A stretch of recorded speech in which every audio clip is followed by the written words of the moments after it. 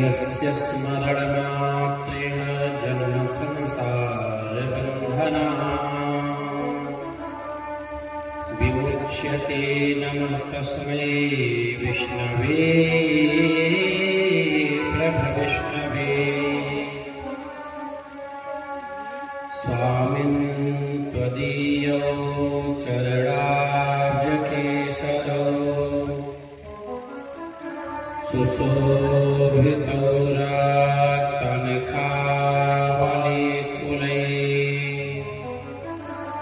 मुहुर्मुहुर्योगिकराभिलालितो पुनः पुनः काङ्क्षति मन्मधुव्रत। जय जय श्री राधा रमण। जय जय नवल किशोर। जय गोपी चित चोर प्रभु। जय जय माखन चोर। जय जय माखन चोर। चरणों में बसा लीजिए श्री राधे। चरणों में बसा लीजिए श्री राधे। करुणामय कृपा कीजिए श्री राधे। करुणामय कृपा कीजिए श्री राधे।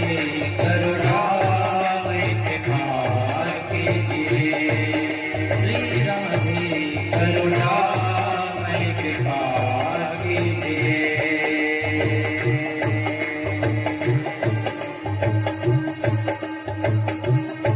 चरणों से लगा लीजिए श्री राधे। चरणों से लगा लीजिए श्री राधे। करुणामय कृपा कीजिए श्री राधे। करुणामय कृपा कीजिए। जय राधे राधे जय राधे जय राधे राधे। जय राधे जय राधे राधे। हरि बोल।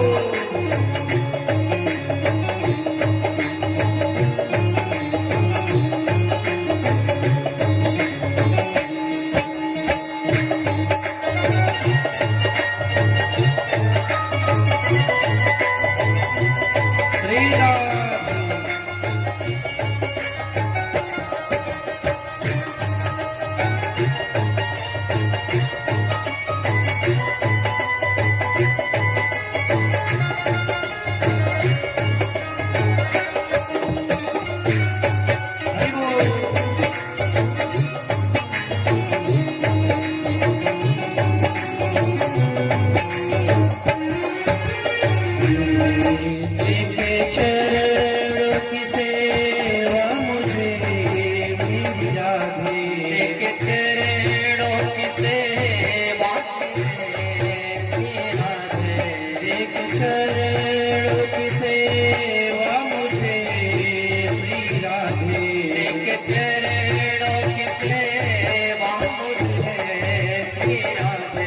मेरी किस्मत बना दीजिए श्री राधे। किस्मत बना दीजिए श्री राधे। मेरी किस्मत बना दीजिए। राधे राधे जय राधे जय राधे राधे। राधे राधे जय राधे श्री राधे राधे। हरि लाल की सभी लोग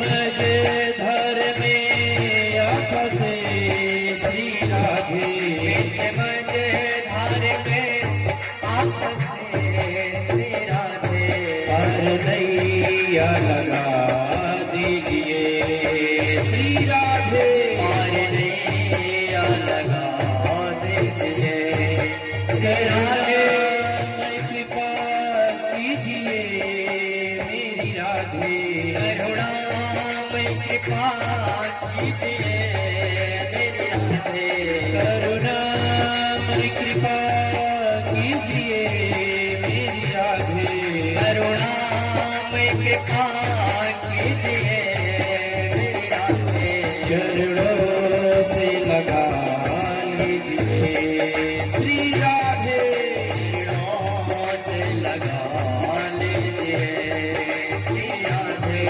चरणों से लगा लीजिए ओ चरणों से लगा लीजिए हरि बोल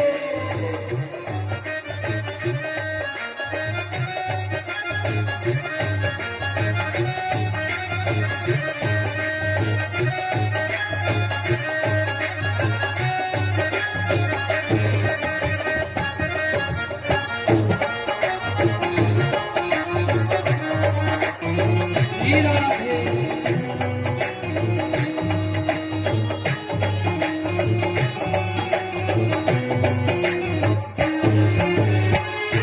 छोड़कर तेरा जाए कहाँ श्री राधे छोड़ कर तेरा जाए कहाँ श्री राधे छोड़कर तेरा जाए कहाँ श्री राधे छोड़ कर तेरा जाए कहाँ श्री राधे चरणों में बसा लीजिए श्री राधे चरणों में बसा लीजिए श्री राधे चरणों में बसा लीजिए श्री राधे राधे जय राधे श्री राधे राधे श्री राधे राधे जय राधे श्री राधे राधे श्री राधे राधे जय राधे श्री राधे राधे करुणा में कृपा कीजिए करुणा में कृपा कीजिए श्री राधे चरणों से लगा दीजिए श्री राधे चरणों से लगा दीजिए श्री राधे चरणों से लगा दीजिए श्री राधे राधे जय राधे श्री राधे राधे राधे श्री राधे राधे जय राधे श्री राधे राधे ओ जय राधे राधे जय राधे श्री राधे राधे श्री राधे राधे जय राधे श्री राधे राधे श्री राधे राधे जय राधे श्री राधे राधे श्री राधे राधे जय राधे श्री राधे राधे श्री राधे राधे जय राधे श्री राधे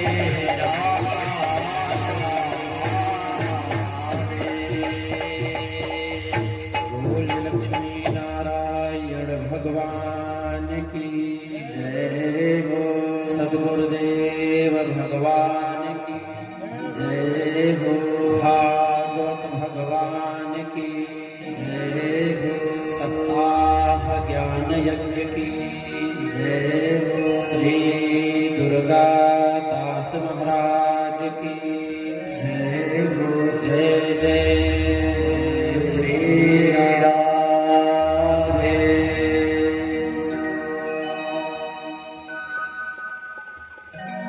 अनंतानंत ब्रह्मांडात्मायक सर्वे जगत नियंतः वेदांतैक्य वेद अकारण करुणामय भक्तवांछा तनिर्दित विनिंदित पीताम्बरधारी यशोदानंदन के चार और दो चार चरणों में प्रणाम करते हुए अद्य भूत भावन भगवान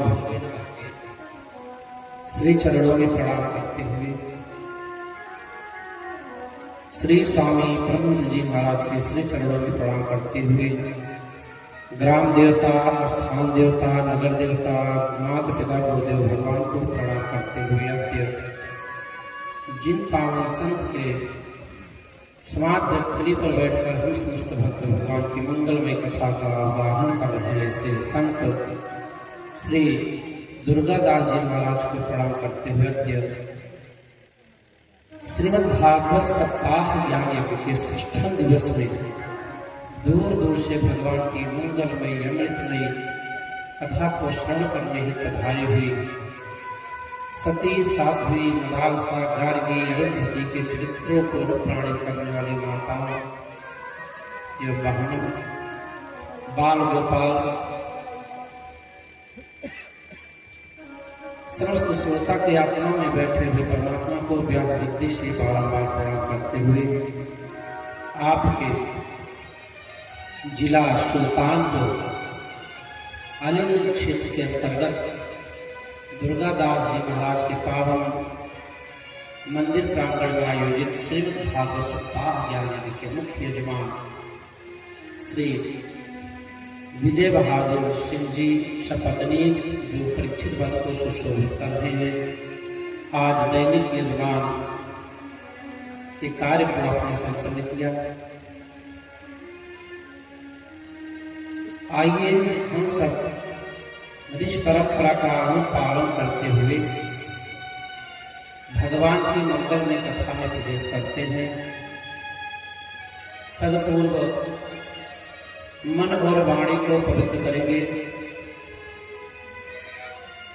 अपने अंतःकरण चतुष्टय से जो नाना प्रकार का विकार भरा पड़ा है उसको समाप्त करने के लिए भगवान का पावन नाम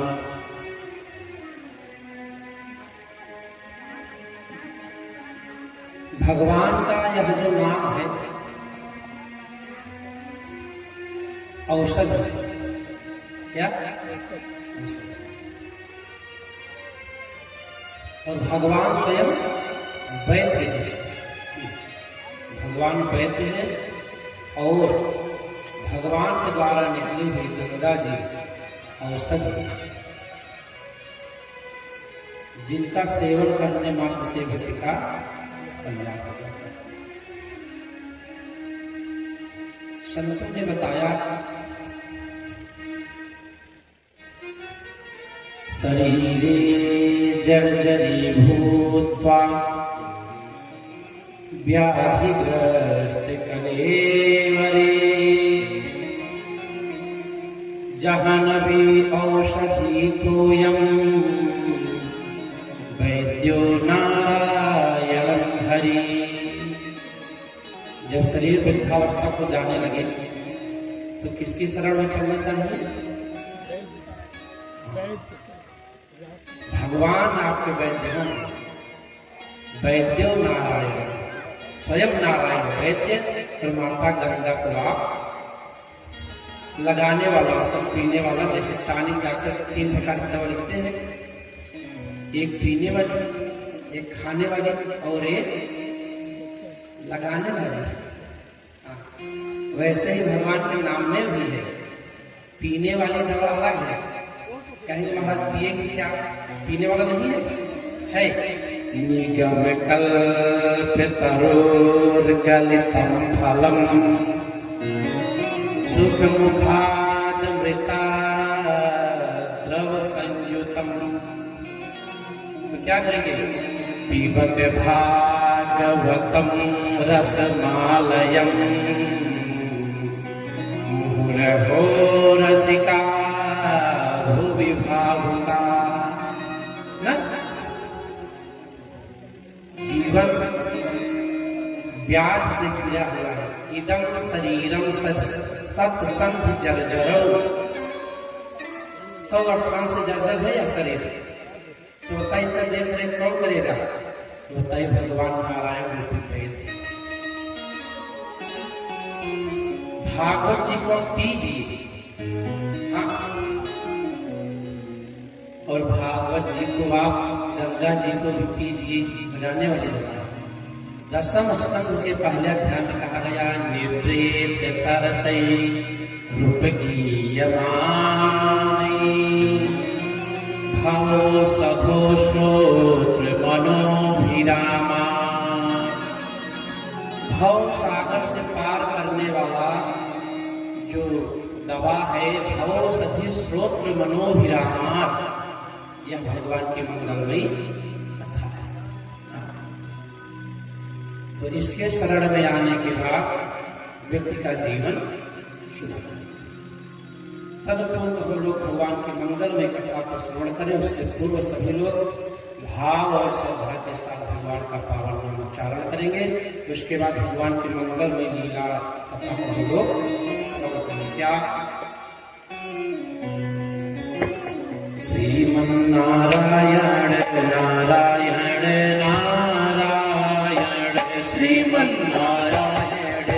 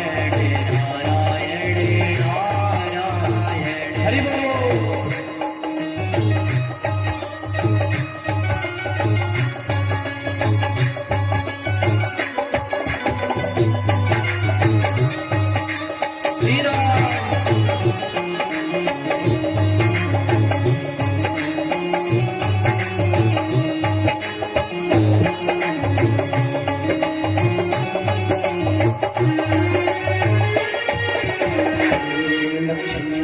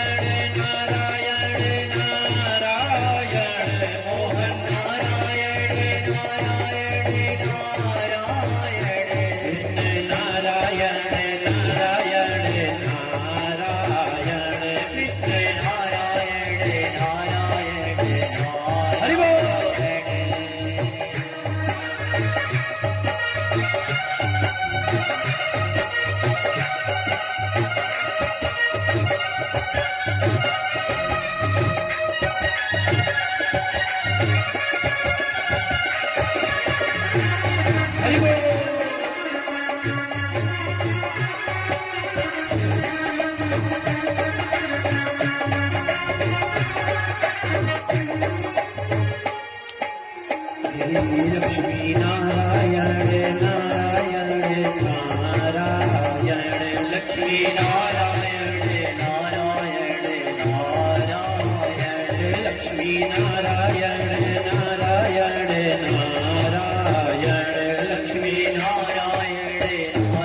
नारायण नारायण, लक्ष्मी नारायण नारायण नारायण, लक्ष्मी नारायण नारायण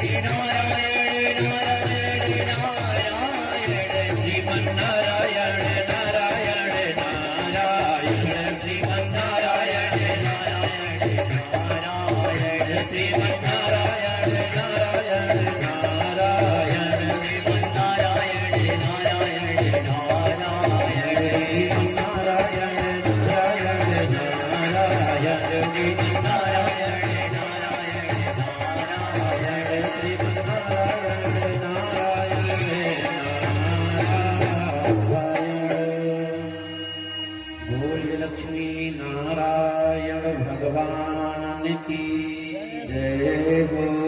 सुखदेव जी महाराज की जय हो। व्यास भगवान की जय हो।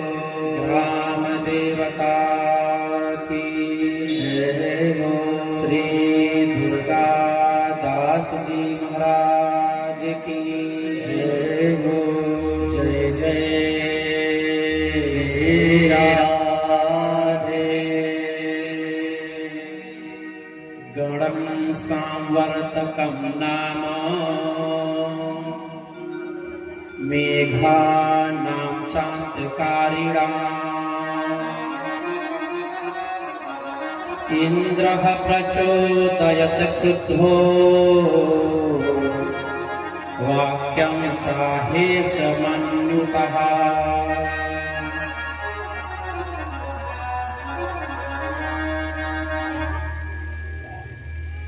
सुखदेव जी महाराज का विराज।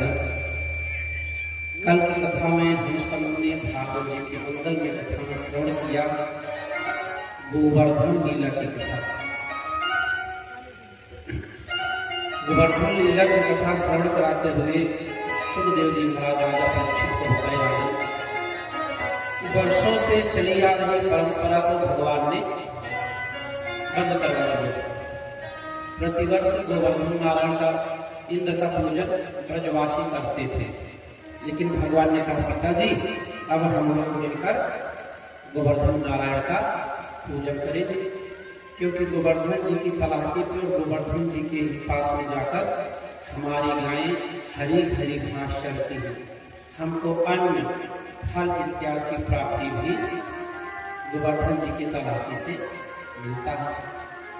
तो पिताजी हम लोग इंद्र की पूजा न करके गोवर्धन नारायण का पूजन प्रारंभ करें। भगवान ने जैसे कहा ब्रजवासियों ने मान लिया। सभी ने मिलकर अपने अपने घर से 56 भोग तैयार किए। तैयार करके गोवर्धन महाराज को भोग लगाए। तो स्वयं वही श्री कृष्ण एक रूप में बाहर खड़े हैं और दूसरे रूप में उसी गोवर्धन पर प्रकट होकर सभी के घर से लाए हुए भोग को पार ही क्या कृष्णस्वान्यतमं रूपं गोपविसंभरणं गतः शैलोस्मितगुणघोरे बलिमाददबृहद्वपुः। भगवान ने सबके भोग प्रसाद को प्राप्त किया और प्रसाद छोड़ भी दिया कि आप लोग प्रसाद पावे। ब्रजवासी अपने अपने घर को पहुंचे तो खबर इंद्र के पास में पहुंच गया। इंद्र तैयार हो रहे थे स्वर्गलोक में। चले आज ब्रज में हमारा पूजन है, पूजन स्वीकार करने के लिए नारद जी पहुंचे। कहे कहाँ? इंद्र ने कहा आज पूजन है। नारद जी ने कहा पूजा आपका बंद हो चुका है, नंद का जो छोरा है वह तुम्हारा पूजन बंद करवा दिया। इंद्र दौड़कर आ रहे देख क्या रहे हैं ब्रज में चारों तरफ पत्तले पत्तल उड़ रहा है, भंडारा तो कुछ खाने वाली व्यवस्था है नहीं। ये भैया इंद्र क्रोधित हो गए। अब किसी को निमंत्रण प्रतिवर्ष होता हो और एकाएक इसका चिट्ठा समान गायब हो जाए, क्रोध तो लगे है? ये तो पार्टी बना देगा दूसरा, यानी किसी न किसी प्रकार से अपना क्रोध व्याप्त करेगा। इंद्र तो कर तो कुछ नहीं पाया, लेकिन इंद्र कर क्या रहा है देखने गया। इंद्र मेघों के राजा है, मेघ को आदेश दे दिए क्या गणं सांवर्तकं नाम मेघानां चान्तकारिणाम् इंद्रः प्रचोदयत् क्रुद्धो वाक्यं चाहेस मन्युत। इंद्र ने मेघ को आदेश दिया। मेघ मतलब बादल। अपने यहाँ दो प्रकार के बादल होते हैं। एक होते हैं प्रलयकालीन बादल। जो प्रलयकालीन बादल होते हैं उनको सांवर्तक नामक मेघ कहा जाता है। जब ये आते हैं प्रलय लाते हैं, जहां जल के द्वारा प्रलय हो, आकाश के जल के द्वारा, वहां पर आप समझ लीजिए सांवर्तक नामक मेघ आया। शुभीक्ष होता है, जो जल हमारे आपके यहाँ गिरता है उसको शुभीक्ष कहते हैं, शुभीक्ष वर्षा। तो इस जल को कहते हैं, इन मेघों का नाम है पुष्करावर्तक मेघ। जो हमारे यहाँ और आपके यहाँ मई जून जुलाई अगस्त में गिरता है, अगर ये मेघ ना आवे तो हमको आपको हानि होगा ना, इसलिए इनको कहा गया है पुष्करा वर्तक मेघ। ये शुभिक्ष करते हैं, इनके आने से हरियाली आ जाती है, किसान प्रफुल्लित हो जाते हैं, प्रसन्न हो जाते हैं, लोग अपने खेती किसानी में लग जाते हैं। इन मेघों का नाम है पुष्करा वर्तक मेघ। जिन मेघों के जल के द्वारा प्रलय हो जाए, रातों रात बह जाए गांव का गांव, उनको कहते हैं सांवर्तक नामक मेघ। इंद्र गया और उन्हें सांवर्तक नामक मेघों को आदेश दे दिया, सुनिए ब्रजवासियों ने हमारा पूजन बंद कर दिया है, और जाओ और जाकर ब्रज में इतना जल वृष्टि करो, इतना जल वृष्टि करो, पूरा ब्रज ही बह जावे। ये भैया इंद्र के कहे हुए अनुसार जो इंद्र के सेवक हैं चल पड़े, इंद्र के सेवक चल पड़े। मेघ इतना भयानक मेघ उमड़ा ब्रज 84 पे कि पूरा ब्रज अंधेरे में छा गया, बादल हो गए चारों तरफ, आंधी तूफान धूल सब प्रारंभ हो गया। ब्रजवासियों ने कहा कि भैया मैं कह रहा था इंद्र का पूजा बंद मत कर। इंद्र का पूजन बंद हो गया, अब देखो प्रलय आने वाला है। भगवान ने कहा चिंता मत करो, जिन गोवर्धन नारायण के शरण का हम लोगों ने पूजा किया है, वही गोवर्धन नारायण हम सबका कल्याण भी करेंगे। ये भैया सभी ब्रजवासी गोवर्धन नारायण की शरण में उपस्थित हुए। तो गोवर्धन नारायण से आवाज आया, अरे ब्रजवासियों क्यों चिंता कर रहे हो? अरे इसी 7 वर्ष का जो कन्हैया है, इसी से कहा जो हमको अपने नट पे धारण कर ले। भगवान 7 वर्ष के हो चुके हैं, तो देखते ही देखते भगवान जैसे एक छाता होता है। गोवर्धन नारायण 21 कोष के हैं, लेकिन भगवान को अपने कनिष्ठ का अंगुली पर धारण किए। बताए क्या? लीलया कृष्णश्छत्राकमिव बालकः। किस प्रकार धारण किए? व्यास जी बता रहे हैं, सुखदेव जी बता रहे राजन छत्राकमिव बालकः। जिस प्रकार से छत्राक होता है, छत्राक एक सब्जी है आज की भाषा में, जिसको कहते हैं मशरूम। हाँ, मशरूम अपने यहाँ अपने भाषा में उसको गांव को दूसरा कहते हैं। तो जो गंदी स्थानों में स्वतः उग जाता है। अब बताइए 7 वर्ष के बालक को उस मशरूम को खाने में कितना समय लगेगा? वैसे जैसे एक 7 वर्ष का बालक मशरूम को खा लेंगे, वैसे ही भगवान को अपनी कनिष्ठ का मुरी पे धारण कर लिए। है भैया, शास्त्र ने मशरूम को खाने के लिए वर्जित किया है। मशरूम जहां पर लहसुन प्याज का को वर्जित किया गया है, वहीं पर शास्त्र ने मशरूम को भी वर्जित किया है। हाँ, बता दें आपको, सुनते चलिए। शास्त्र ने कहा लसुनम गृंजनकम चैव। क्या क्या? सबसे पहला नाम क्या है? लसुनम गृंजनकम चैव प्लांडुम ग्राम कुक्कुटम छत्राकम विटपराहंचा जग्वा चंद्रायणम चरेत। क्या क्या मना किए? नोट करिएगा। सबसे पहले शास्त्र ने मना किया क्या?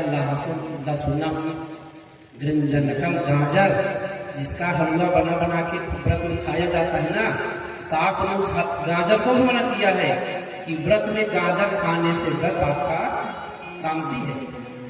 लेकिन लोग व्रत में घिस घिस के नमकीन वाला हलवा, मीठा वाला हलवा गाजर का बनाते हैं। लेकिन शास्त्र ने कहा है लसुनम गृंजनम चैव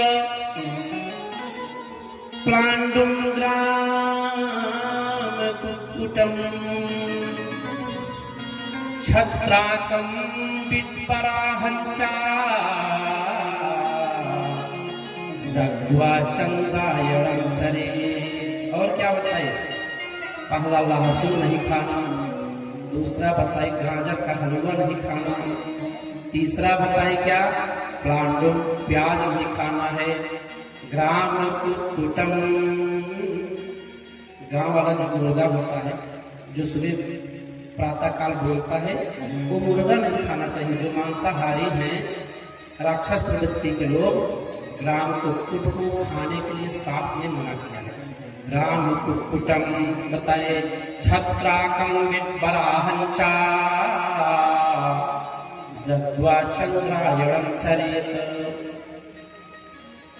छत्राकम, छत्राकम मतलब यही आपका कुकुर कुत्ता, यही कहते हैं न गांव में, यही कहते हैं। लेकिन आज की भाषा में इसका काम हो गया मशरूम करके लोग बना बना के खाते हैं। लेकिन पता है शास्त्र ने मना कर दिया है कि इसको नहीं खाना। लेकिन अपनी अपनी इच्छा है, जिसकी इच्छा होगी खाएगी। लेकिन शास्त्र ने मना किया, मशरूम की सब्जी माता जी नहीं खानी चाहिए। तो भगवान ने गोवर्धन को कैसे उठाया? छत्राकम इव बालक, जैसे 7 वर्ष का बालक एक मशरूम के छत्राक को यानी कि मशरूम के पौधे को उखाड़ लेगा, वैसे ही भगवान देखते देखते गोवर्धन नारायण को उठा लिए। और जब उठा लिए तो भगवान ने कहा जितने ब्रजवासी हो सभी लोग गोवर्धन नारायण के नीचे आ जाइए। और आकर सभी ब्रजवासी गोवर्धन नारायण से प्रार्थना करने लगे, प्रभु अब तो आपके शरण में आ गए हैं, अब हमारा आप कल्याण करिए। क्या?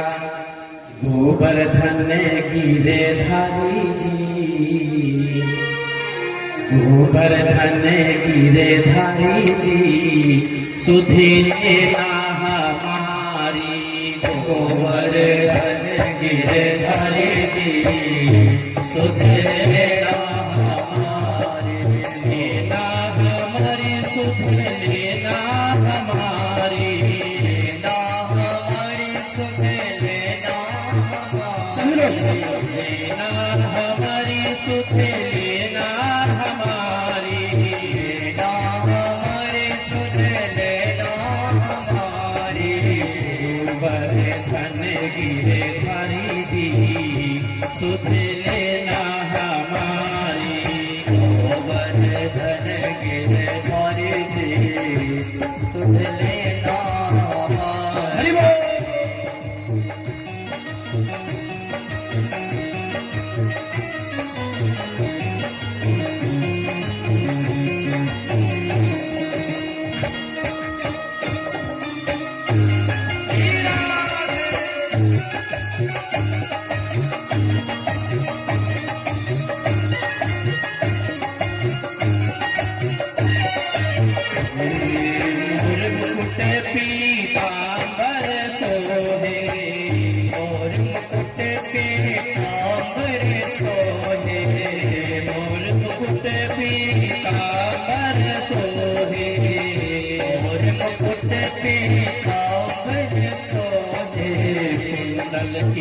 छवि न्यारी जी सुधि लेना हमारी, कुंडल की छवि न्यारी जी सुधि लेना हमारी, लेना हमारी सुधि लेना हमारी, लेना हमारी सुधि लेना हमारी, लेना हमारी सुधि लेना हमारी, लेना हमारी सुधि लेना हमारी।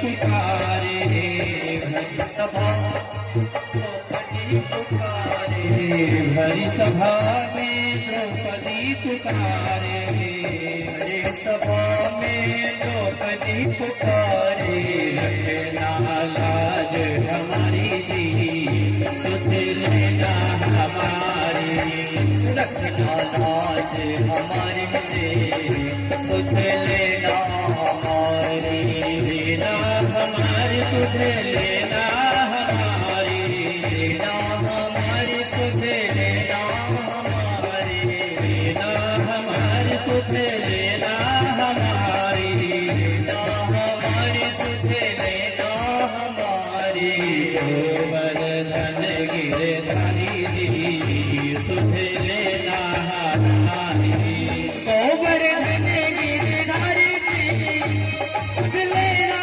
हमारी, गोवर्धन गिरधारी जी, सुध लेना हमारी, गोवर्धन गिरधारी जी, सुध लेना हमारी।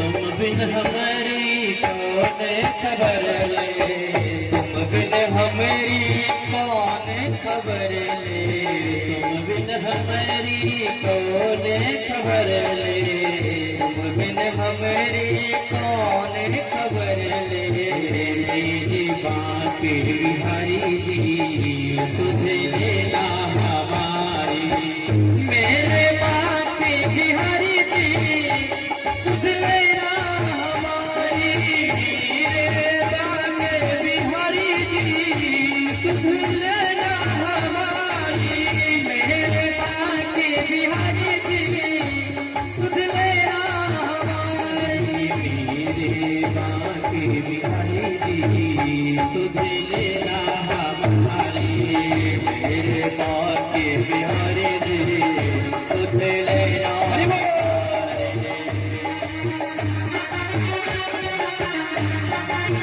राधा बिहारी लाल की जय।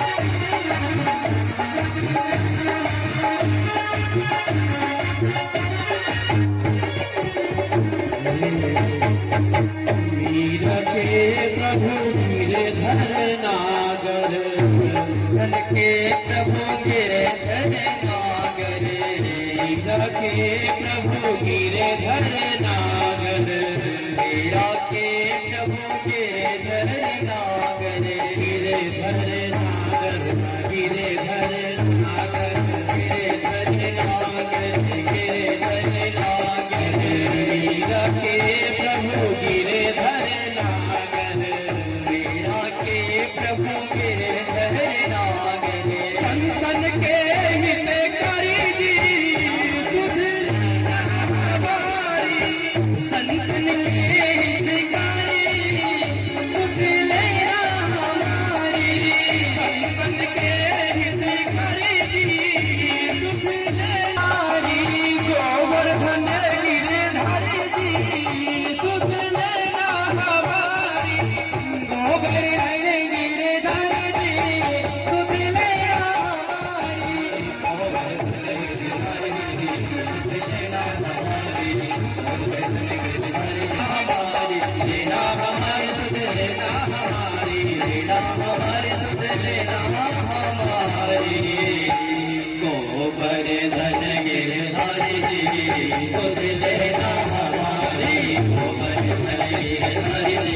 सुन लेना हमारी कोमल धन के हरि सुन लेना हमारी कोमल धन के हरि सुन लेना हमारी सुन लेना सुन लेना।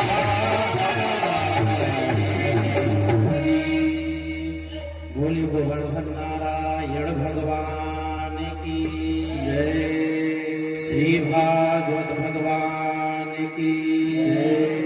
जय जय श्री राधे। भगवान ने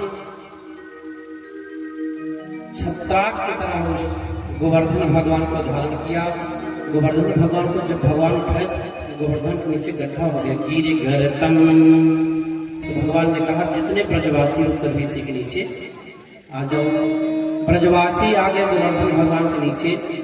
तो क्या किए, जिनके पास में जो लाठी डंडा था सब गोवर्धन भगवान में लगा दिया। भाई कन्हैया 7 वर्ष का ही अकेले गोवर्धन को उठाया है, तो थोड़ा थोड़ा हम लोग भी सहायता कर दें न।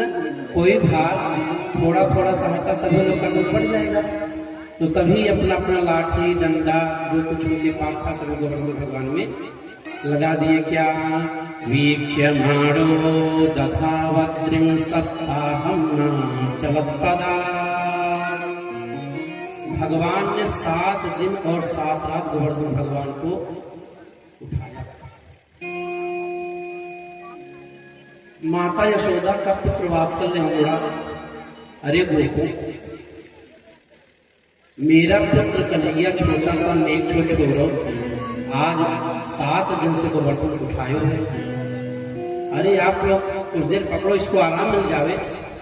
गाल वालों ने कहा मैया हम लोग देखो अपना लाठी डंडा जो है सब लगाए हैं, तो तुम्हारा कन्हैया जो है अपनी छोटी वाली उंगली लगाया है। नखाग्रे छोटी वाली उंगली नख का जो अग्रभाग है वही भगवान लगाए थे। नख का अग्रभाग तो समझ नहीं क्या होता है, नाखून। हाँ, नख के अग्रभाग ने भगवान ने गोवर्धन को धारण किया। माता ने कहा कि ग्वाल वालों अब आप लोग पकड़ो कुछ देर के लिए, कन्हैया को छोड़ दो। ग्वाल वालों ने कहा माँ यह बताओ, या छोड़ तुम्हारा जो छोरा है अपनी छोटी उंगली लगाया है और कह रहे हो पूरा भार यहाँ दिया है, इसे कहा दो छोड़ दे। भगवान ने कहा छोड़ दे। ग्वाल वालों ने कहा हाँ हाँ कन्हैया छोड़ दे, नाम मात्र उंगली लगाया है। ये भैया जैसे भगवान उंगली हटाए चट चट चट चट करके लाठियां टूटना प्रारंभ हुआ। अरे अरे कन्हैया बचा, अरे अरे कन्हैया बचा। गोवर्धन भगवान तो बड़े बेग से नीचे चलने लगे। सभी की जो लाठी डंडा बल्लम थूल था सब टूट गया चटचटा के। भगवान ने पुनः उंगली को लगाया। हे भैया इंद्र आ रहा है।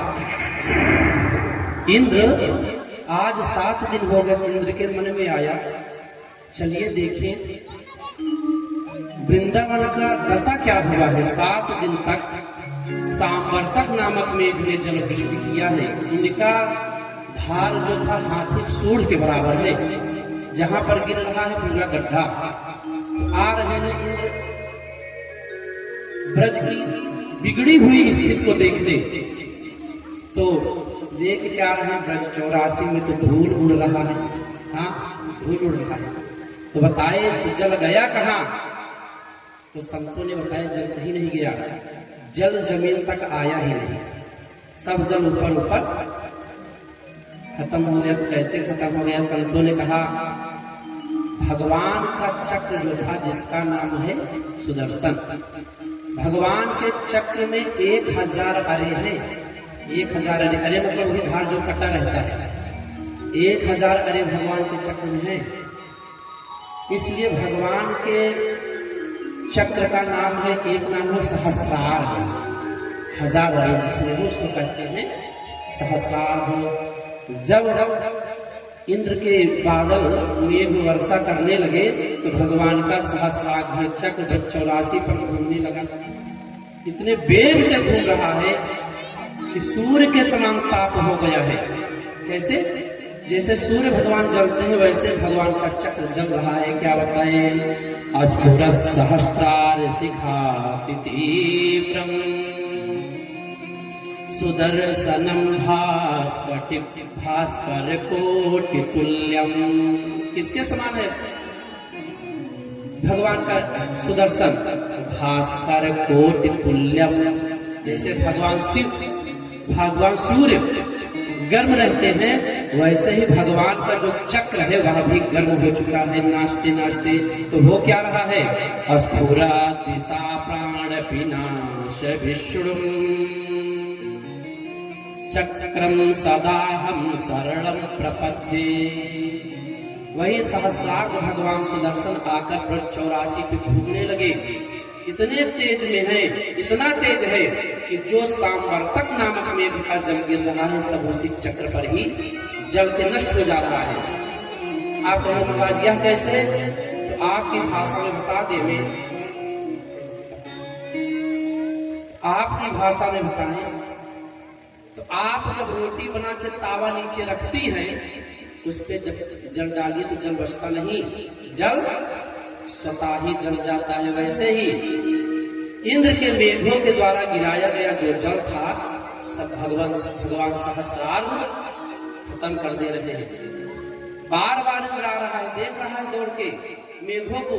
यानी कि मैं कहूंगा कि पानी वाली टंकी देख रहा है इंद्र जाके आए, पानी वाली टंकी पूरा खत्म।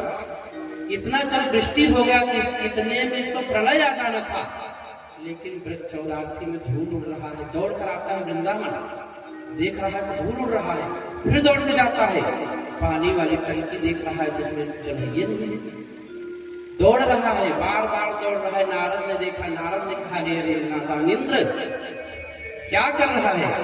जा पर ब्रह्म परमेश्वर है, पड़ जा चरणों में, पड़ जाएगा भगवान माफ कर देंगे, अन्यथा नहीं। क्योंकि अभी अभी ब्रह्मा जी क्षमा याचना करके गए, लेकिन भगवान ने माफ नहीं किया। इंद्र को ब्रह्मा ने कहा इंद्र जाओ और जाकर भगवान के चरणों में गिर जाओ, तो गिर जाओगे भगवान तुम्हें अवश्य माफ कर देंगे। हे भैया, इंद्र ऐसे नहीं आया। इंद्र आने लगा तो अपने साथ में सुरभि नामक गाय को आगे कर दिया, क्योंकि पता है कि भगवान को गौ सर्वाधिक प्रिय। सुरभि नामक गाय को इंद्र ने आगे किया। आगे आगे गौ माता चल रही है, पीछे पीछे इंद्र। आकर के भगवान श्रीमन नारायण सरकार से इंद्र ने क्षमा याचना के प्रभु मैं आपकी महिमा को जान नहीं पाया। भगवान का अभिषेक इंद्र ने किया, अभिषेक इंद्र ने किया। भगवान प्रसन्न हुए। बार बार जब क्षमा याचना करने लगे तो भगवान प्रसन्न हो गए। क्यों? क्योंकि इंद्र ने काम तो गलत किया, लेकिन इंद्र के गलत काम के द्वारा भी एक अच्छा कार्य हो गया। कार्य अच्छा यह हो गया कि भगवान के जितने भक्त थे 7 दिन और 7 रात भगवान के पास में सानिध्य प्राप्त हो गया। और ब्रह्मा ने क्या किया था? ब्रह्मा ने भगवान और भगवान के भक्तों का बिछोड़ कर दिया था। इसलिए भगवान ने ब्रह्मा को क्षमा नहीं कि 40 श्लोकों में ब्रह्मा ने स्तुत किया, प्रभु छोड़ दो, हमें माफ कर दो, अगला जन्म होगा तो मुझे कीट पतंगा बना देना ब्रज का, लेकिन मुझे ब्रह्मा वाला पद मत देना। भगवान ने फिर भी ब्रह्मा को क्षमा नहीं किया। जब इंद्र आया, भगवान का अभिषेक किया, भगवान के चरणों में गिर गया, तो भगवान ने इंद्र को क्षमा कर दिया कि जा इंद्र, कोई बात नहीं, नादानी हुआ है। इंद्र भैया क्षमा याचना किया। इंद्र ने भगवान का स्तुति किया। विशुद्ध सत्वं तव धाम शांतम माया मायोऽयं गुणसंप्रवाहो नावेद्यते ते ग्रहणानुबंधः। इंद्र ने स्तुति किया, भगवान ने इंद्र को क्षमा किया। इंद्र जाओ, कोई बात नहीं। इंद्र ने कहा प्रभु आपका जो यह स्वरूप है परम शांतमय, आपका यह स्वरूप ज्ञानमय, आपका यह स्वरूप तमो गुण रहित है। आप भक्त वत्सल हैं, आप भक्तों के ऊपर सदा सर्वदा प्रसन्न रहते हैं। और यह जो केवल प्रपंच माया है, यह तो हम लोगों के हृदय में निवास करता है। प्रभु आप हमको क्षमा करें। इंद्र को भगवान ने क्षमा किया। इंद्र भगवान का स्तुति करते हुए देवलोक हो गए।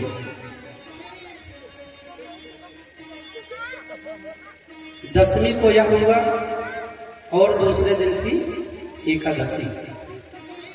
तो इंद्र ने एक और क्षमा याचना किया, प्रभु हमको दंड दो। भगवान ने कहा दंड नहीं लेना है, जाओ कोई बात नहीं।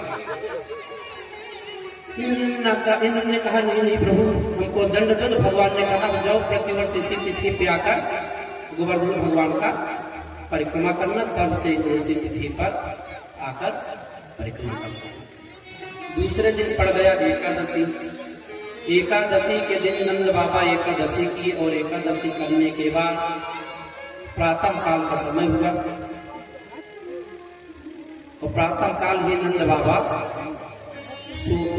को यह लगा कि ब्रह्म मुहूर्त हो गया और चले आए यमुना जी स्नान करने। क्या एकादशी निराहार समभ्यर्च जनार्दनम् अस्नातुं नन्दस्तु कालिन्द्या द्वादश्यं जलमाभिसत। एकादशी को व्रत किए, निराहार व्रत किए। दूसरे दिन ही नंद बाबा रात्रि में ही उठे और प्रातः काल समझकर नंद बाबा स्नान करने के लिए चल पड़े यमुना जी के तट पर। मध्य रात्रि का समय था, यमुना जी के तट पर पहुंचे ही थे कि रात्रि के समय वरुण के पार्षद टहल रहे थे और नंद बाबा को पकड़ कर लेकर चले गए वरुण लोग लेकर गए और रस्ते में बांधकर रख दिए। प्रातः काल हुआ, देखा जा रहा तो नंद बाबा अपने कक्ष में है ये नहीं है। खोजा जाने लगा, अरे नंद बाबा कहाँ गए। किसी ने कहा नंद बाबा का पगड़ी वस्त्र जूता इत्यादि तो यमुना जी के तट पे पड़ा है, छड़ी भी है, लेकिन नंद बाबा दिखाई नहीं पड़ रहे हैं। भगवान श्री कृष्ण उसी यमुना जी के पावन जल में छलांग लगा दिया और पहुंच गए वरुण देव। वरुण लोग जब पहुंचे देख क्या रहे हैं, नंद बाबा वरुण लोक में वरुण पास में बैठे हुए पड़े हुए हैं, हाथ पैर रस्सी से बंधा है। भगवान वरुण ने देखा और देखते ही भगवान को प्रणाम किया। नमस्तुभ्यं भगवते ब्रह्मणे परमात्मने नायत्र सूयते माया लोक शिष्ट विकल्पना। वरुण देव ने भगवान को प्रणाम किया। नंद बाबा देख रहे हैं हमारा छोटा सा बच्चा और इसको वरुण देव प्रणाम कर रहे हैं, इसका मतलब ये कोई साधारण पुरुष नहीं है। वरुण ने कहा प्रभु आपके आगमन का कारण क्या है, कारण बताइए। भगवान ने कहा हमारे बाबा को बांध कर रखे हुए यही कारण है, इसलिए हमको। जब भगवान को वरुण देवता को पता चला इसमें भगवान श्री हरि के पिताजी हैं, बार बार वरुण भगवान क्षमा याचना करें, महाराज प्रभु छोड़ क्षमा कर दो। एक भाई नहीं क्षमा याचना करेंगे तो गद्दी वाला डर ट्रांसफर हो जाएगा इधर। बार बार क्षमा याचना कर रहे हैं, प्रभु क्षमा कर दो हमें। भगवान ने कहा हाँ हाँ क्षमा कर देंगे। वरुण ने कहा प्रभु हमको ज्ञात नहीं था और हमारे सेवक लोग लेकर आए, तो सेवक का अपराध, अगर सेवक कोई अपराध कर रहा है उसका दंड स्वामी को ही प्राप्त होता है। तो प्रभु हमारे सेवकों ने अपराध किया इसलिए आप हमको क्षमा करें। वरुण देवता ने कहा भृत्यापराध सर्वत्र स्वामिनी दंड निश्चिते। भृत्य मतलब नौकर के द्वारा किया गया अपराध स्वामी करता है। यदि किसी का नौकर कोई अपराध कर लिया है तो यह समझिए वह नहीं किया, उसका जो मालिक है वही किया है। वरुण देव ने कहा प्रभु मेरे सेवकों के द्वारा अपराध किया गया, इसलिए मैं आपसे बारंबार क्षमा याचना कर रहा हूं, आप हमको माफ कर दें। भगवान ने माफ किया। वरुण लोक से भगवान श्रीमन नारायण सरकार अपने पिताजी को ले आए। तो जब बाहर नंद बाबा आए तो बताने लगे हे भैया जब यह वरुण लोग गया था ना तो वहां के देवता इसको प्रणाम कर रहे थे, इसकी आरती उतारे, मैं देख रहा था। तो ग्वाल बालों ने कहा कि भैया इसका मतलब तू साधारण नहीं है, अब तू अपने लोक का दर्शन करा। तो ब्रह्म कुंड के द्वारा भगवान ने समस्त ब्रजवासियों को अपने साकेतपुरी का गोलोक धाम का दर्शन करवाया।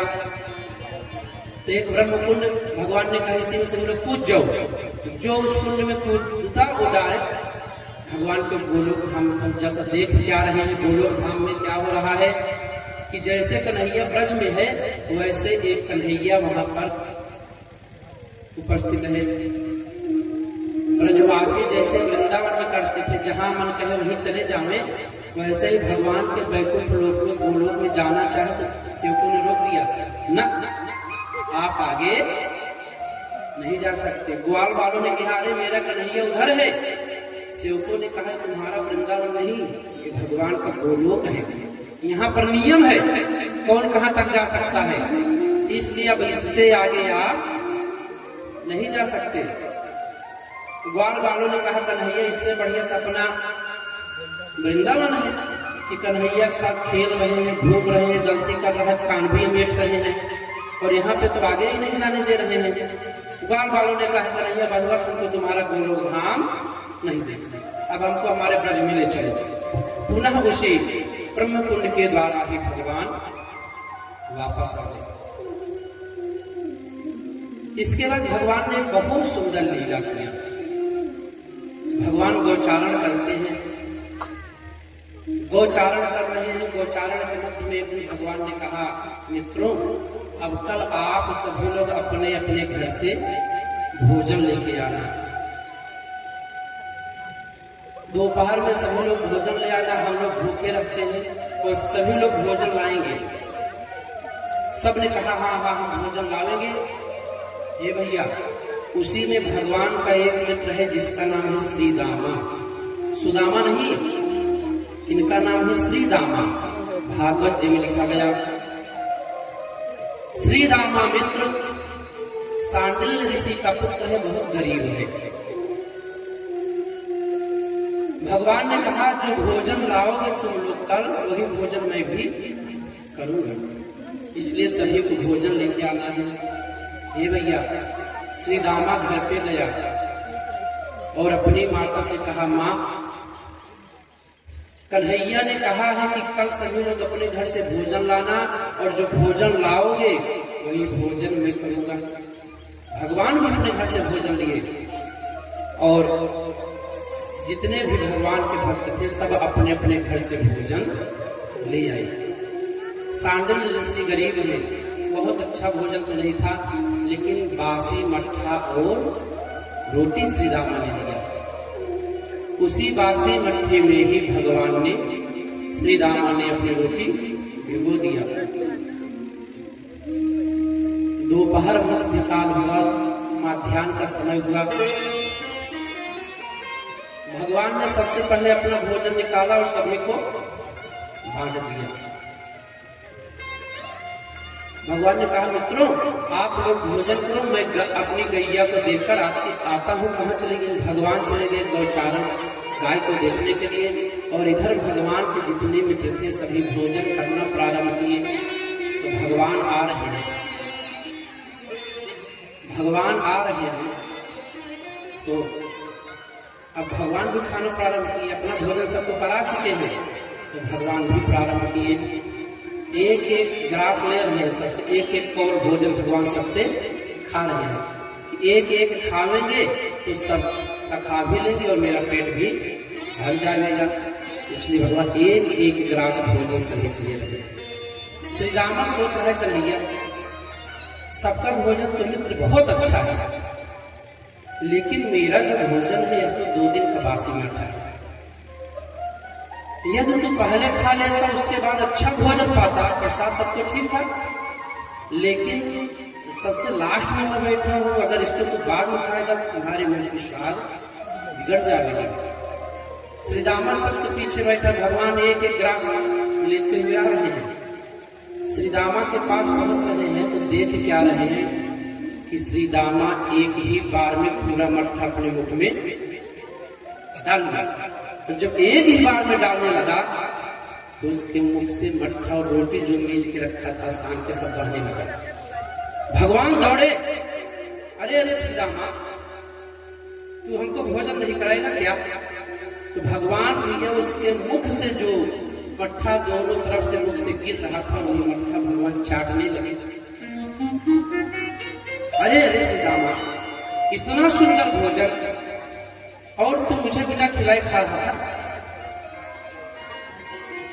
भगवान ने बहुत सराहना किया, सीतामा जितना भोजन मैंने किया यहाँ पर सबसे सुंदर भोजन तुम्हारा था, और तो यह सोच रहा है कि मैं बिना खिलाए ही खा लूं।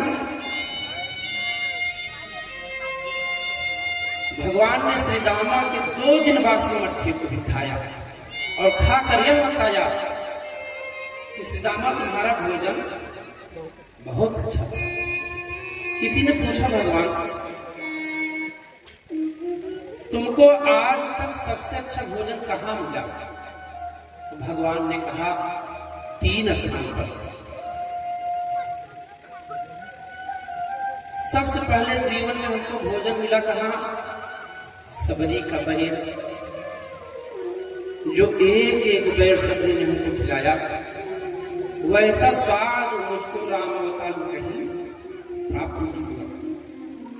दूसरा द्वापर में हमको प्राप्त हुआ विदुर जी के यहाँ, जो मैंने केला खाया। भगवान केला खाए थे, हाँ केले का छिलका खाए थे, और केला विदुरानी इस प्रकार से भाव में डूब गई कि भगवान को पता नहीं चला, विदुरानी को मैं केला खिला रही हूँ, केले का छिलका, और विदुरानी ने भगवान को छिलका खिलाया, केला सब।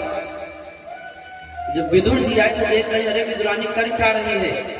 जो खिलाना चाहिए उसको जमीन में गिरा रही है, और जो नहीं खिलाना चाहिए उसको खिला रही है। और ठहरे महाराज जी वही छिलका खाते चले जा रहे हैं। भगवान ने कहा, तीसरी बार मैंने श्री दामा का वही 3 दिन वाला बासी मट्ठा खाया।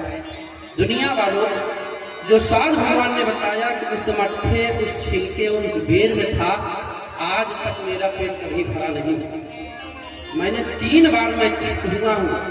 पहला सिवरी के बेर से, दूसरा विदुरानी के छिलके से, और तीसरी बार मेरा पेट भरा तो वही श्री दामा का बासी मट्ठा, वही खाकर मैं कहते हैं भाव से भगवान को कुछ भी खिलाइए, भगवान खाने को तैयार। भक्तमाल में पूज्यपाद श्री नाभादास जी महाराज एक कथा वर्णन करते हैं। भागवत जी का तो नहीं है प्रसंग, लेकिन आपको बताते चले।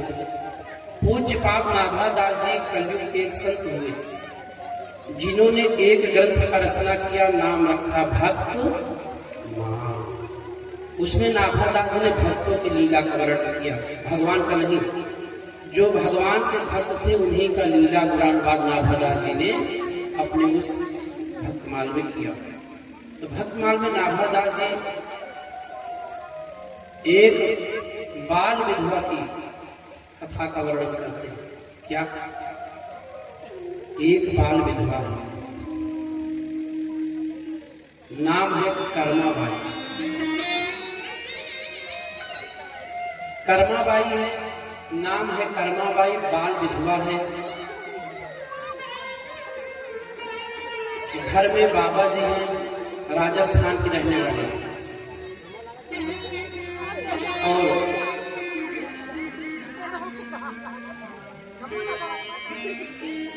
नित्य प्रति बाबा जी उनकी पूजा करते हैं।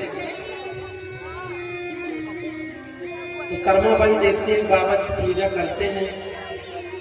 एक दिन किसी कार्य से कर्माबाई के बाबा जी गांव जाने लगे। जब गांव जाने लगे तो बाबा ने कहा, पुत्री जैसे मैं रोज भगवान को भोग लगाता हूँ वैसे तुम भी भोग लगा देना। पुत्री जब तक भगवान को जब तक भोग मत लगाना तब तक भोजन मत करना, यानी कि जब तक भगवान को खिलाना देना तब तक भोजन मत करना। बाबा जी ने यह कहा। कर्माबाई ने कहा, ठीक है बाबा, मैं भोग अवश्य लगाऊंगी। कर्माबाई के बाबा जी गए गांव, और बची कर्माबाई भोजन तैयार करके कर्माबाई भोजन बना के भगवान के मंदिर में बैठ गई कि भगवान आओ भोजन करो। उसको लगा भगवान आएंगे और भोजन करेंगे, लेकिन भगवान तो आने वाले हैं नहीं। भोजन बना के कर्मा बाई बैठी है, तुलसी का पत्ता डाल दी है, एक लोटा जल, एक गिलास में जल रख दी है। रखने के बाद अब लग रही है भगवान आवे और भगवान पावे तो तभी हमको भी प्रसाद ग्रहण करने का अवसर मिलेगा। सुबह से शाम हो गया लेकिन भगवान आने वाले नहीं है।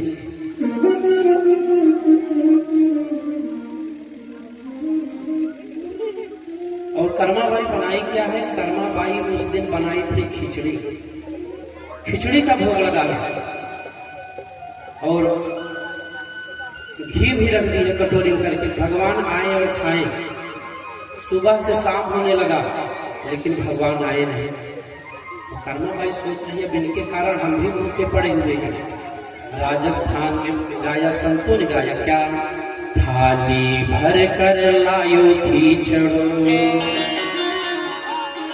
राजस्थान में बहुत सुंदर भजन गाया जाता है क्या?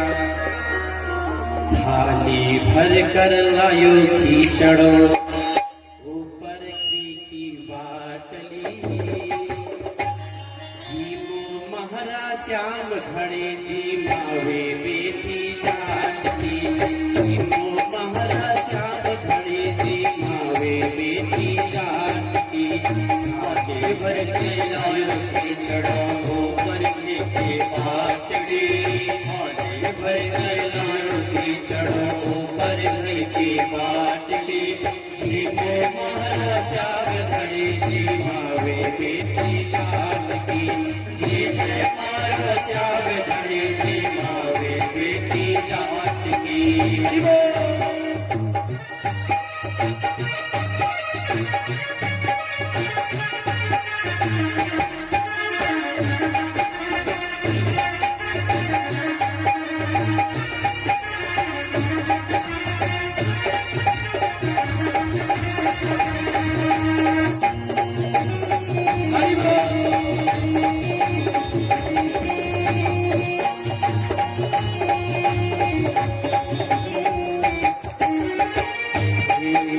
बाबा हमारो गाँव गयो है, ना जाने कब आओगे।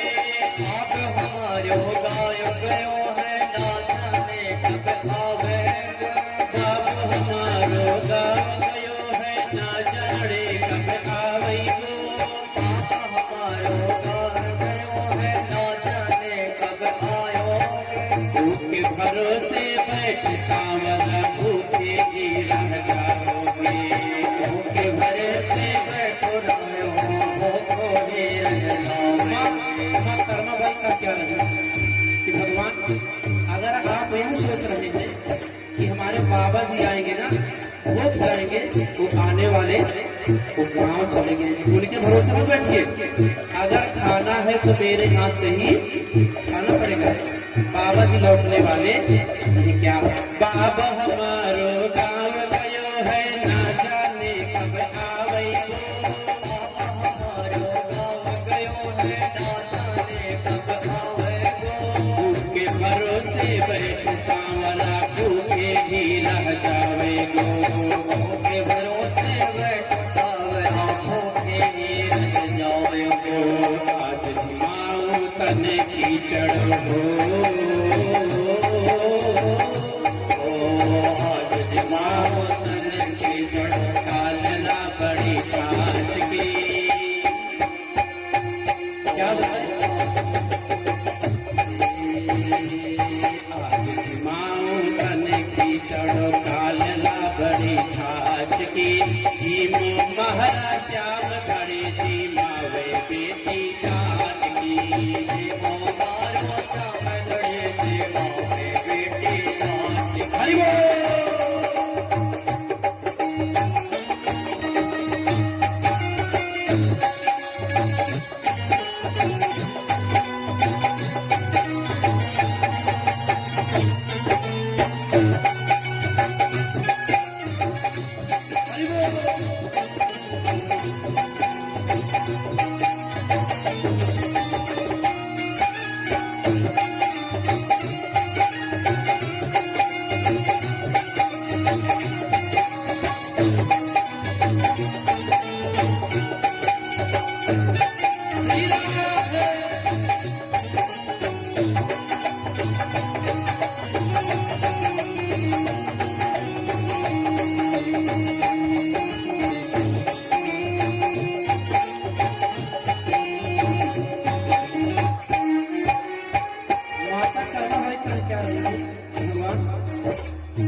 आज खिचड़ी खानी है आपको।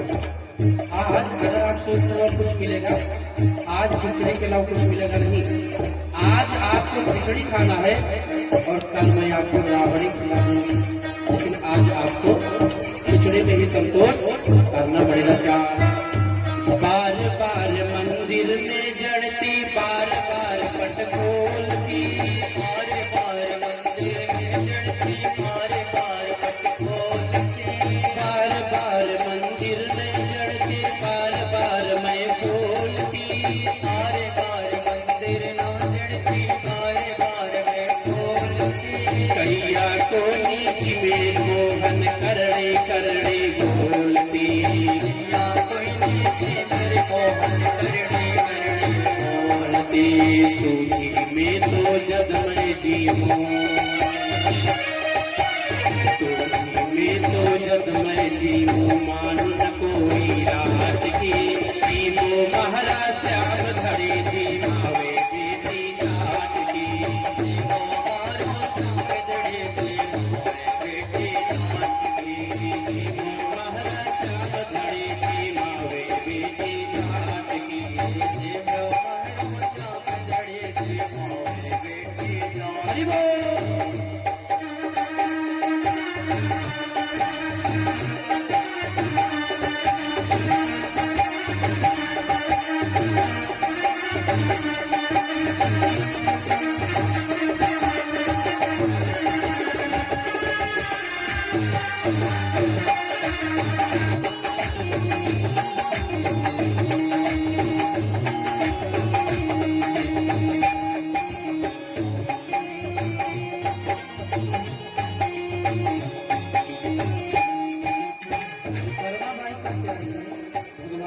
बार बार आती मंदिर खोल के देखे कि खाए नहीं अभी।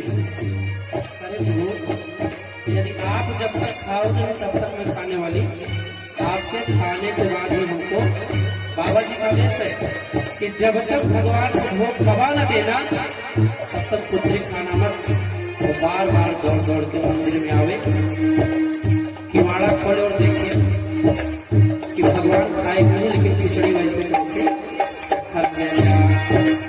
पढ़ दो भूल गयो सावरिया, पढ़ दो फेर लगायो जी, पर दो बोल गयो सावरिया, पर दो पैर लगायो जी, सावलिया के ओट बैठ कर श्याम की चढ़ो खायो जी, सावरियों के श्याम की चढ़ो खायो जी। भोला भाला भक्ता कहे, भोला भाला भक्ता कहे, सावरिया कैया हाथ की, जीवो महाराज श्याम धड़े जीवावे बेटी जाट की, जीवो महाराज श्याम धड़े जीवावे बेटी जाट की। थाली भर कर लाई खिचड़ो ऊपर की भात की, थाली भर के लाए खिचड़ो पर भर के जाट की, जीवो महाराज श्याम धड़े जीवावे बेटी जाट की। जीवो महाराज श्याम धड़े जीवावे बेटी जाट की। हरि बोल।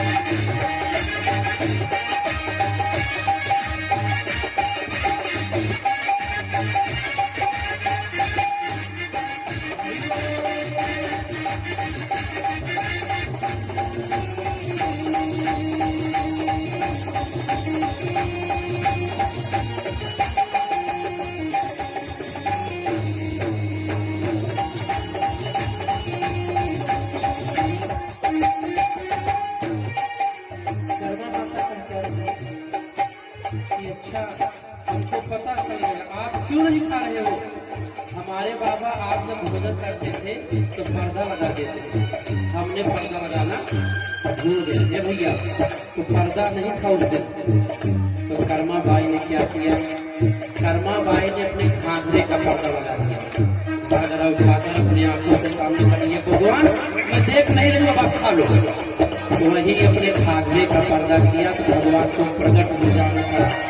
भगवान प्रकट हुए और बालक के रूप में बैठकर भगवान खिचड़ी खाना प्रारंभ किया। क्या भोला भक्ता जय सांवरिया भैया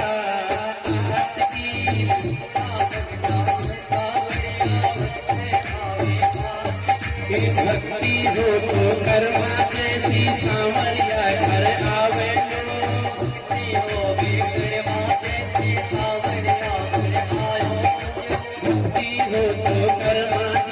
सांवरिया घर आवे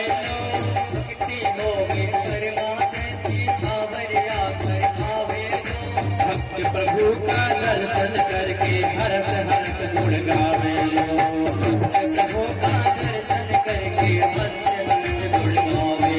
क्या साचो प्रेम प्रभु में हो तो क्या सच्चा प्रेम हो तो भगवान को आना पड़ता है। साचो प्रेम प्रभु में हो तो मूरत बोले काट की जी मो महाराज धड़े जी मावे बेटी जात की जी मो महाराज धड़े जी मावे बेटी जात की जी मो महाराज धड़े जी मावे बेटी जात की मो महाराज धड़े जी मावे बेटी जात की भाई भर कर लायो की चढ़ो ऊपर की बात की भर के लायो की चढ़ो ऊपर की बात की मो महाराज धड़े जी मावे बेटी जात की मो महाराज धड़े जी मावे बेटी जात की मो महाराज धड़े जी मावे बेटी जात की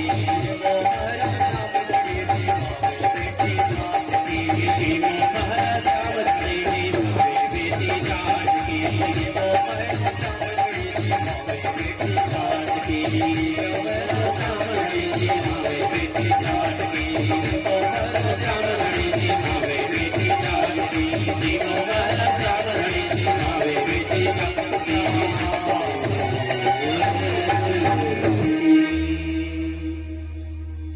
संतों ने बताया कर्माबाई की खिचड़ी को खाने के लिए भगवान जगन्नाथ प्रकट हो गए। जगन्नाथ स्वामी प्रकट हुए और खिचड़ी खाए। हे भैया, कर्माबाई के जीवन का अंतिम समय जब आया तो कर्माबाई को खिचड़ी खाने के लिए भगवान जगन्नाथ प्रतिदिन आने लगे। उनके आश्रम में प्रातः काल भगवान जगन्नाथ स्वामी खिचड़ी खाने आश्रम में आ जाते हैं। जब कर्माबाई का शरीर शांत हो गया तो खिचड़ी बनाकर खिलावे, लेकिन भगवान सदा सर्वदा 5 वर्ष के बालक के रूप में ही कर्माबाई का खिचड़ी खाते हैं। आज यह जगन्नाथ में खिचड़ी का भोग क्यों लगता है? अभी सोचिए आप लोग, इसके पीछे कर्माबाई का खिचड़ी ही है। कहते हैं कर्माबाई जब शरीर छोड़ दी तो आश्रम में कोई था नहीं, विवाह नहीं, बाल विधवा हो गई थी। तो कहते हैं भगवान जगन्नाथ स्वामी उन्हीं कर्माबाई के आश्रम में रोते रहते। जब कोई उस रास्ते से जावे तो बालक के रोने की आवाज नहीं पड़े। 1 दिन, 2 दिन, 10 दिन, 20 दिन वो दिखाई कोई न पड़े। सिर्फ यह दिखाई पड़ता कि आश्रम के पास से जब आप निकलिए कोई बालक रो रहा है। यह बात पहुंच गया राजा के पास। महाराज, कर्माबाई के आश्रम के पास जाइए, कोई नन्हा सा बच्चा रोता है लेकिन दिखाई नहीं पड़ता। राजा ने देखने के लिए प्रयत्न किया, लेकिन देख रहे राजा बच्चे के रोने की आवाज आ रही है, लेकिन आश्रम में कोई दिखाई नहीं पड़ता। राजा ने कहा, प्रभु हमको पता है आप जगन्नाथ स्वामी है और माता कर्माबाई का खिचड़ी खाने के लिए आते हैं। तभी से राजा ने कहा, प्रभु अब कर्माबाई तो नहीं रही, कर्माबाई की खिचड़ी तो नहीं दे पाएंगे, लेकिन आज के बाद आपका सर्वप्रथम भोग खिचड़ी का ही लगेगा।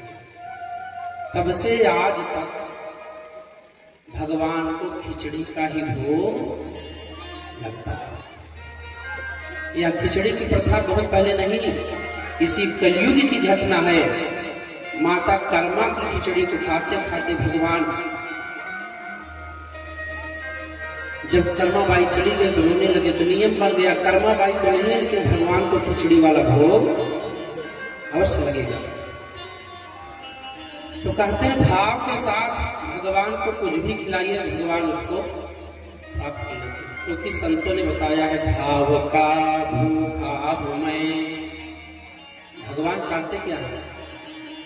भाव का भूखा हूं मैं, भाव ही बस सार है। भाव से मुझको भजे तो भव से बेड़ा पार है। अन्न धन और वस्त्र भूषण कुछ नहीं मुझे चाहिए।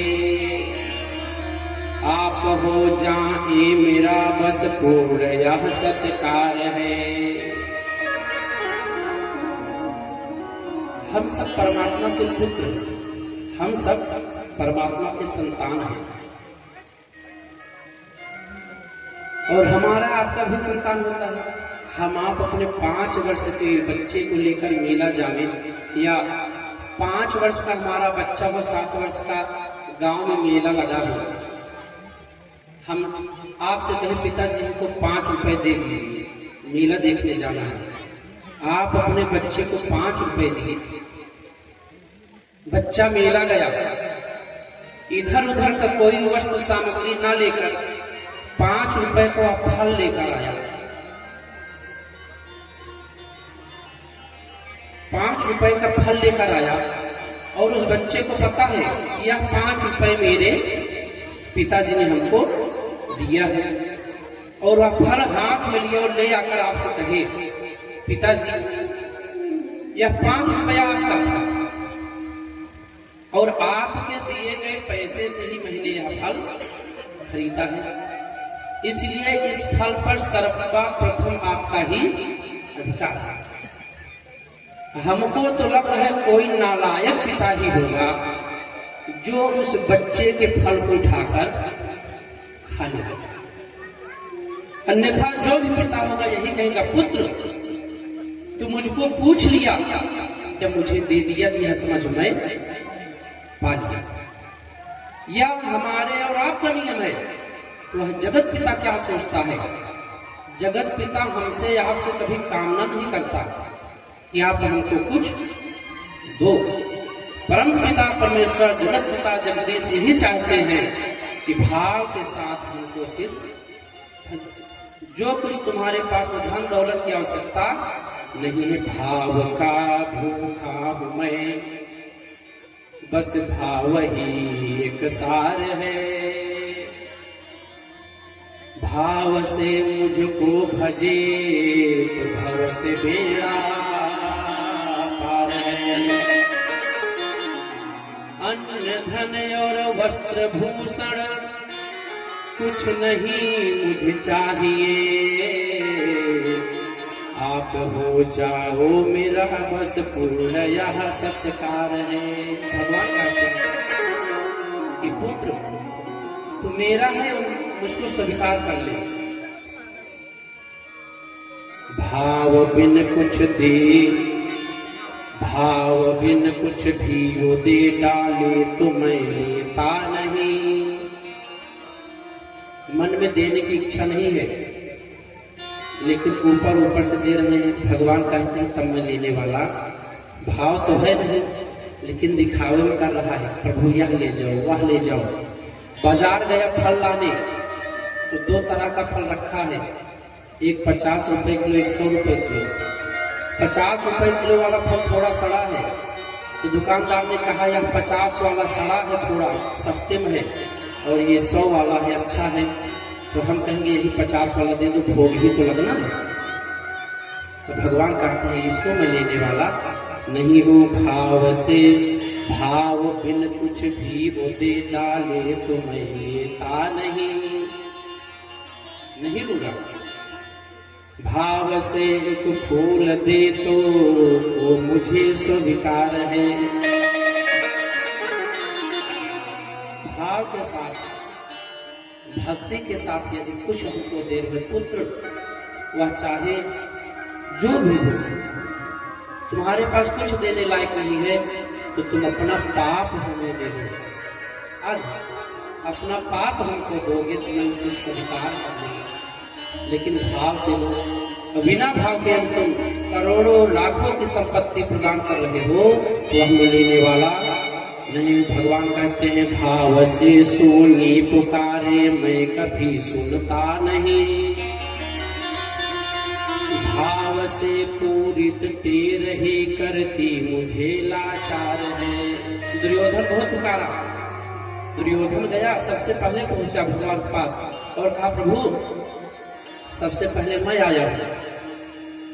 अर्जुन पहुंचे, अर्जुन पहले से पहुंचे थे, अर्जुन ने कहा पहले मैं आया।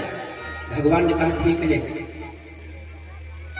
अर्जुन ने कहा प्रभु मैं यह चाहता हूं आप हमारे पक्ष में रहे, बस मुझको कुछ चाहिए नहीं। और दुर्योधन ने क्या कहा, दुर्योधन के मन में है कि इनको अकेले में लेकर क्या करूंगा, और इन्होंने प्रतिज्ञा लिया है कि मैं जिस तरफ रहूंगा उस तरफ हमको अस्त्र शस्त्र उठाना नहीं है। तो अकेले इनको लेकर क्या करें, इससे बढ़िया है कि मैं नारायणी सेना ही ले लूं। तो बहुत चतुर बना, अकेले भगवान को अर्जुन ने प्राप्त किया। जो मुझसे मुझ में भाव रख कर मेरी लेता है शरण, उसके सिर मेरे हृदय का एक रहता तार है। भगवान ने कहा भाव और श्रद्धा के साथ जो भी हमको अपना सर्वस्व अर्पण करता है तो मैं उसका कल्याण कर देता हूँ। लेकिन भाव होना चाहिए, बिना भाव के आप कुछ देवेंगे तो मैं लेने वाला नहीं हूँ। भगवान ने उसे श्री दामा के 3 दिन के बासी मट्ठी को चाट लिया और दिखा दिया कि यह जो श्री दामा था, श्री दामा के मन में कोई ऐसी भाव ऐसा नहीं था कि मैं नहीं खिलाऊं। श्री दामा के मन में यह था कन्हैया यदि तू सबसे पहले खा लेता मट्ठा तब तो ठीक था, लेकिन अब तो इतना सुंदर सुंदर भोजन किया, स्वादिष्ट भोजन करने के बाद अब 3 दिन का मासी मट्ठा जब खाएगा तो तेरे मुंह का स्वाद बिगड़ जाएगा। इसलिए श्री दामा ने एक ही बार में पूरा मट्ठा रोटी सहित। इस कथा को सुखदेव जी महाराज ने राजा परीक्षित को सुनाया। राजा परीक्षित ने कहा बोलियो भगवान इतने दयालु हैं, अरे वो परब्रह्म है श्रीमन नारायण, और यहाँ ग्वाल वालों के साथ में जूठी मट्टी को चाट रहा है। सुखदेव जी ने कहा हाँ राजन, भगवान इतने दयालु हैं। भाव के साथ भगवान को तुमने कुछ भी दिया तो भगवान तुम्हारा अन्न धन नहीं खाते, भगवान दोष खाते हैं। भगवान आपके भोजन में जो दोष रहेगा भगवान उस दोष को खा जाते हैं। इसीलिए हमें और आपको भगवान को भोग लगाकर ही भोजन करना चाहिए। भगवान अन्न नहीं खाते, आप भोजन बनाइए और बनाकर भोजन को तौल लीजिए तराजू पे। एक दाना यदि कम हो जाए भोग लगाने के बाद कहिएगा महाराज भगवान ने एक दाना खा लिया, ये भैया लेकिन भगवान खाते हैं। आप कहेंगे क्या खाते हैं, आपको बताएं भगवान हमारे भोजन में जो दोष रहता है वह भगवान खा जाते हैं। कलयुग की एक सच्ची घटना आपको बताएं, बहुत दूर की बात नहीं। आपके बिहार पटना जंक्शन के पास में ही एक मंदिर है, अब भी है। वही की घटना आपको हम बता रहे हैं, सच्ची घटना सुनिएगा ध्यानपूर्वक। पुजारी जी पूजा करते हैं नित्य प्रति, नित्य प्रति पुजारी जी पूजा करते हैं। किसी कारणवश पुजारी जी पूजा करते हैं, भगवान का भोग लगाते हैं। मंदिर का भोजन सामग्री जिस स्थान से आता था सेठ के यहाँ से, वो सेठ जी कहीं चले गए। पुजारी जी ने नमक मंगवाया था, मंदिर पे नमक भिजवा दीजिएगा। सेठ जी चले गए। सेठ जी जाते जाते अपने पुत्र को बताए, पुत्र पंडित जी आएंगे मंदिर वाले पुजारी जी। नमक का पुड़िया रखा था, वहीं पर ही जहर का पुड़िया रखा था। वही जहर का पुड़िया सेठ का पुत्र उठाकर पुजारी जी को दे दिया। पुजारी जी भी नहीं देखे, लेकर आए उसको। भगवान का प्रसाद बना, तैयार हुआ, और उसी मंदिर पर 2 अतिथि भी आ गए हैं। भगवान को भोग लग गया। तब तक सेठ आया। सेठ ने कहा, पुत्र जो यहाँ पर पुड़िया रखा था कहाँ गया? सेठ ने कहा, पिताजी, सेठ के पुत्र ने कहा, पिताजी उसको तो हम मंदिर वाले पुजारी जी को दे दिए। सेठ मंदिर से दौड़ पड़ा, अरे पुत्र तुमने अनर्थ कर दिया। अरे उस पुड़िया में तो जहर रखा है, जहर रखा था। पुजारी जी दौड़कर आए मंदिर के पास में, देख क्या रहे हैं कि भगवान को भोग लगाकर पटबंद कर दिया गया है, पर्दा लग गया, यानी भगवान को भोग लग गया। सेठ ने कहा, महाराज आप लोग भोजन प्रसाद मत लेना, क्योंकि जो नमक की पुड़िया थी तो वहीं पर छूट गया। आपके हाथ में मेरे पुत्र ने जहर वाला पुड़िया दे दिया। ये भैया, पुजारी ने कहा, सेठ भोग तो लग चुका है, भोग अब लग गया। जो 2 अतिथि आए थे, अतिथियों ने कहा, महाराज हम भोजन करेंगे नहीं। पुजारी ने भोजन किया। पुजारी ने कहा, जब भगवान को भोग लग गया है तब इसमें क्या रह गया? पुजारी ने भोजन किया। भोजन करके पुजारी सो गए। दोनों अतिथि भोजन भी किए। सायंकाल समय में जब मंदिर पुनः खोला गया तो देखा क्या गया, भगवान शालिग्राम की शिला 2 खंडों में विभाजित हो चुकी है।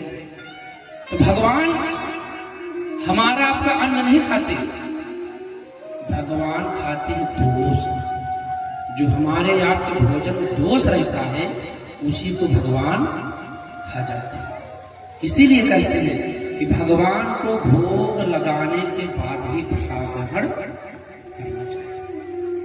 स्वच्छता पवित्रता के साथ प्रसादी तैयार करिए। स्नान करके भगवान के पावन संकीर्तन को गाते हुए जो प्रसाद तैयार होता है वह भोजन नहीं, वह प्रसाद हो जाता है। उसको खाने वाले का मन सदा सर्वदा प्रसन्न रहेगा। और जो भोजन